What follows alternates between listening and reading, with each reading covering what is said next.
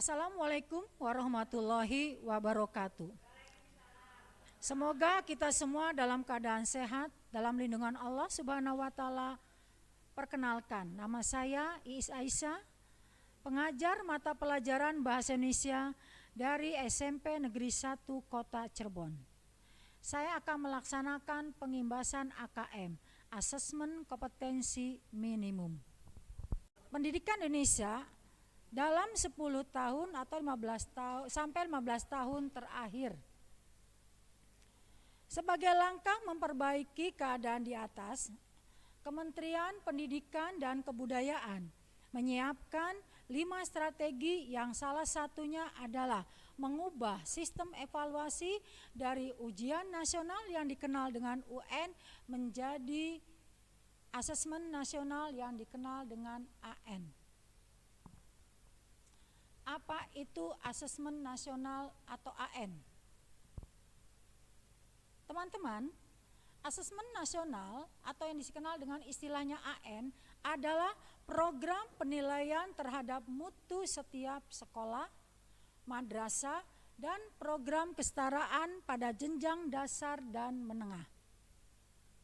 Mutu satuan pendidikan dinilai berdasarkan hasil belajar siswa yang mendasar. Apa sajakah itu? Ada 3. Mutu satuan pendidikan siswa hasil belajar yang mendasar yaitu literasi, numeralisasi, dan karakter, serta kualitas proses belajar mengajar dan iklim satuan pendidikan yang mendukung pembelajaran. Teman-teman, Instrumen asesmen nasional itu dibagi menjadi 3 bagian. Yang pertama yaitu AKM yang dikenal dengan asesmen kompetensi minimum, yaitu mengukur kompetensi mendasar literasi membaca dan numeralisasi siswa. Yang kedua yaitu survei karakter, mengukur sikap, nilai, keyakinan, dan kebiasaan yang mencerminkan karakter siswa. Serta yang ketiga, survei lingkungan belajar, mengukur kualitas berbagai aspek input dan proses belajar mengajar di kelas maupun di tingkat nasional. Di tingkat sekolah. Adapun kompetensi yang diukur dalam AKM yaitu literasi dan numeralisasi. Kedua komponen tersebut menguji keterampilan berpikir logis sistematis, keterampilan bernalar menggunakan konsep serta pengetahuan yang telah dipelajari, serta keterampilan memilah dan mengolah informasi.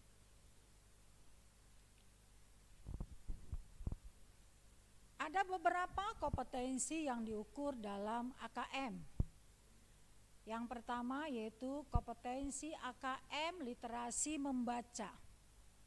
Dibagi menjadi 3 bagian, teman-teman. Yang pertama yaitu konten. Yang termasuk ke dalam konten adalah teks informasi.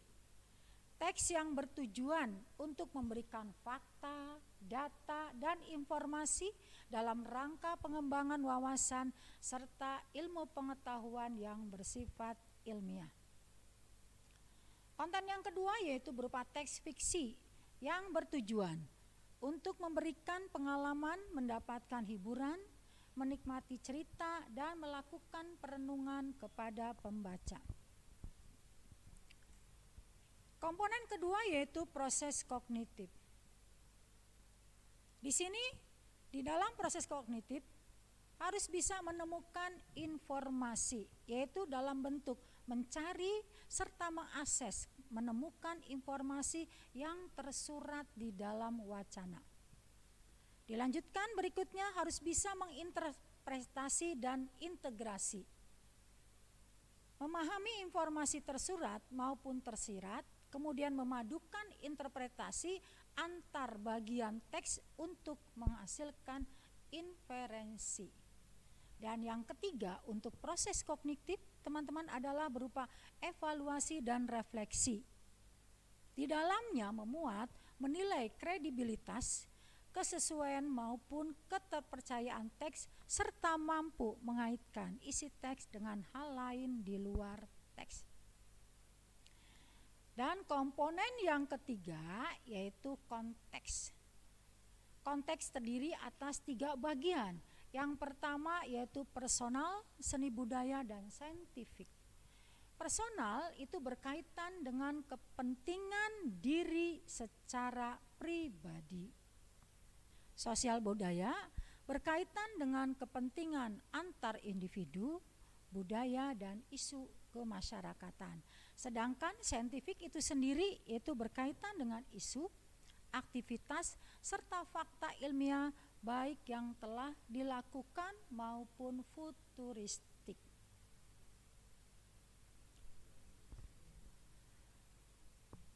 Teman-teman, kita lanjutkan berikutnya yaitu komponen yang diukur dalam AKM. Pada numeralisasi, konten dibedakan menjadi 4 kelompok,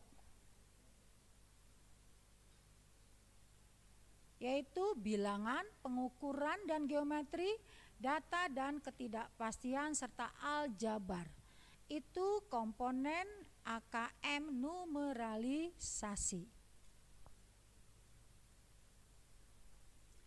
Perbedaan UN dan AN. Perbedaan UN dan AN. Nah, ini perlu teman-teman ketahui ya. UN dan AN itu jelas sekali berbeda. Mengapa UN akan diganti menjadi AN? Karena di dalam UN hanya mengukur hasil capaian belajar kognitif individu peserta didik di akhir jenjang. Kalau kalau SMP di kelas 9, kalau SMA di kelas 12. Kemudian UN hanya diperuntukkan bagi siswa SMP, SMA, dan SMK. Subjek penilaian UN akan mengambil keseluruhan siswa. Jadi semua siswa dari kelas, seluruh siswa di akhir jenjang itu harus mengikuti semuanya. Kemudian model soal ujian UN semuanya berbentuk pilihan ganda dan diselenggarakan dengan waktu selama 4 hari. UN mengevaluasi murid secara individu. Nah, ini kelemahan-kelemahan UN yang akhirnya diganti dengan AN. AN sendiri adalah bentuk asesmen nasional yang memotret input, proses hingga output satuan pendidikan yang digunakan untuk mengevaluasi kinerja satuan pendidikan. Jadi kinerja satuan pendidikan di setiap masing-masing sekolah dari SD, SMP sampai SMA dan SMK. Kemudian asesmen nasional dilaksanakan oleh semua satuan pendidikan. Pelaporan asesmen nasional diberikan kepada satuan pendidikan dan dinas pendidikan. Selanjutnya, asesmen nasional dilaksanakan pada seluruh jenjang, yaitu tingkat SD, SMP, SMA, dan SMK. Untuk SD yaitu kelas 5, untuk SMP kelas 8, dan untuk SMA atau SMK kelas 11. Teman-teman, mengapa harus AN? Yang pertama yaitu butir-butir soal AN hanya mengukur kemampuan kognitif siswa saja. Kemudian UN kurang dapat dimanfaatkan guru untuk memperbaiki pembelajaran pada subjek siswa yang sama. Sedangkan AN dirancang untuk memberi dorongan lebih kuat ke arah pengajaran yang inovatif dan berorientasi pada pengembangan kompetensi termasuk di dalamnya kemampuan bernalar. Berarti di dalam AN ini lebih ditekankan kepada soal-soal yang bentuknya penalaran. UN kurang optimal. Sebab UN diterapkan di akhir jenjang pendidikan lebih sebagai assessment of learning yang mengukur capaian akhir, bukan sebagai assessment for learning yang mengukur proses pembelajaran. Kemudian hasil UN tidak bisa digunakan untuk mengakomodir kebutuhan belajar yang diperlukan siswa. Nah, setelah kita tahu mengapa UN diganti dengan UN, berikutnya adalah tujuan dan manfaat asesmen nasional.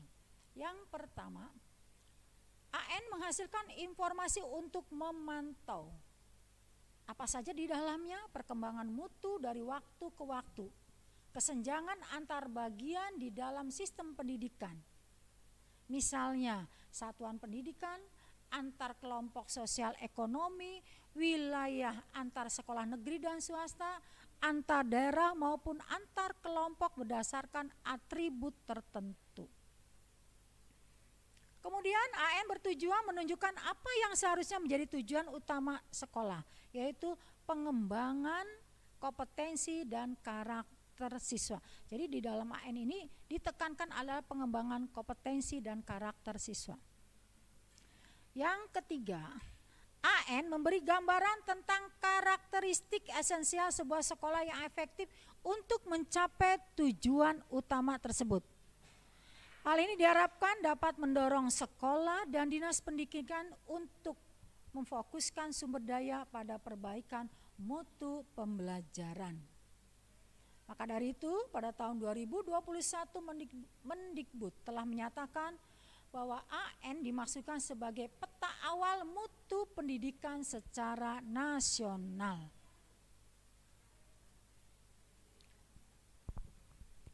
Teman-teman, bentuk dan teknis pelaksanaan AN. Bentuk dan teknisnya di sini AN yaitu AKM, survei karakter lingkungan yang tadi sudah jelaskan di atas. Saya langsung saja kepada bahwa AN itu berbasis komputer dan bersifat adaptif. Jadi pertanyaan disajikan bergantung kepada kemampuan siswa. Peserta AKM adalah seluruh satuan pendidikan dari kepala sekolah, guru, dan siswa. Tidak semua siswa ikut AKM. Pemilihannya berdasarkan sampel secara acak atau random. Ya. Kemudian jadwal pelaksanaan AKM. Untuk SD, MI dan paket A ULA yaitu hari pertama literasi 75 menit, survei karakter 20 menit, hari kedua numerasi 75 menit dan survei lingkungan belajar 20 menit.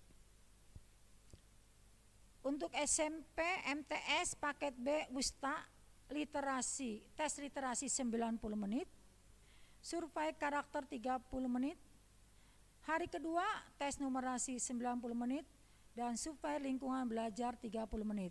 Untuk jadwal pelaksanaan SMP dan SMA, MTS, SMK, paket B, MA, paket C, USTA dan ULIA jadwalnya sama.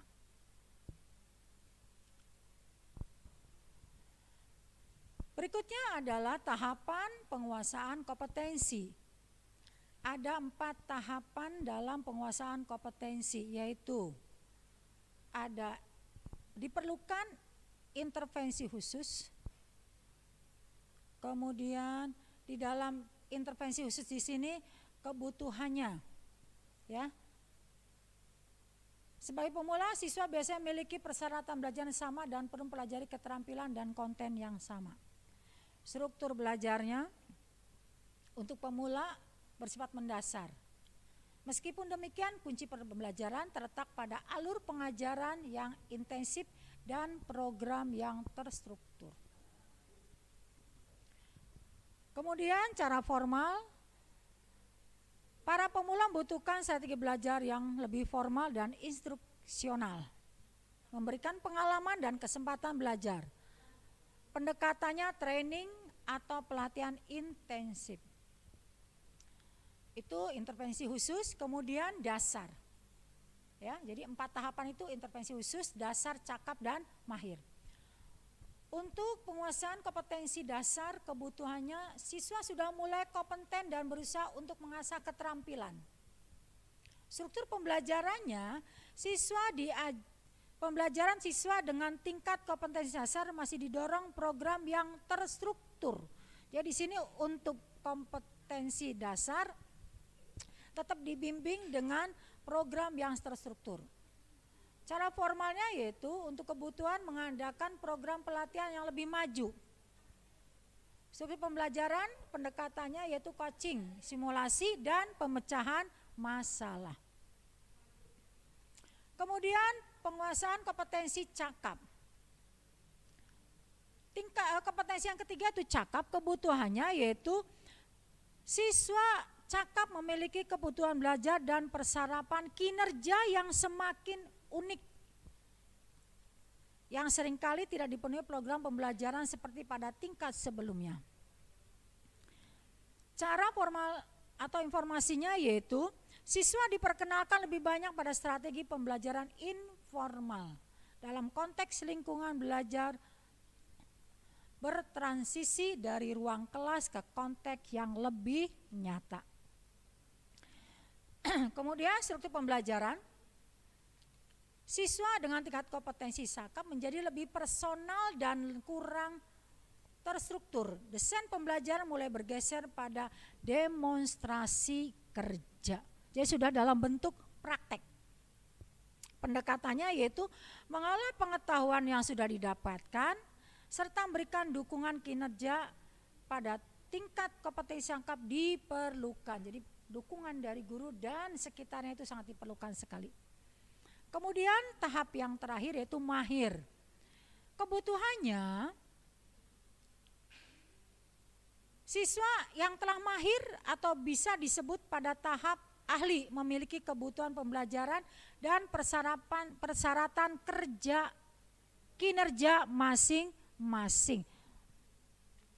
Formalnya siswa dengan tingkat kompetensi mahir, pembelajaran merupakan aktivitas berbasis teman sebaya, kolaborasi, ya. Kemudian struktur pembelajarannya disesuaikan dengan pembelajaran yang tersedia untuk setiap siswa mahir, termasuk peluang untuk melakukan lebih banyak penelitian. Pendekatannya yaitu pembelajaran bersifat kolaboratif. Nah, ini 4 tahapan penguasaan kompetensi harus betul-betul diperhatikan oleh guru. Ada 4 tahap. Yang pertama, perlu intervensi khusus. Yang kedua, kompetensi dasar. Yang ketiga, cakap. Dan yang terakhir adalah mahir. Teman-teman, sekarang kita akan lanjutkan dengan perbedaan pembelajaran berbasis kompetensi dengan berbasis kontens. Pembelajaran berbasis kompetensi berpusat pada kebutuhan, sedangkan kontens berpusat pada materi pembelajaran. Selanjutnya, berbasis kompetensi lebih ditekankan pada pemahaman konsep dan keterampilan. Sedangkan berbasis kontens belajar untuk cakupan materi.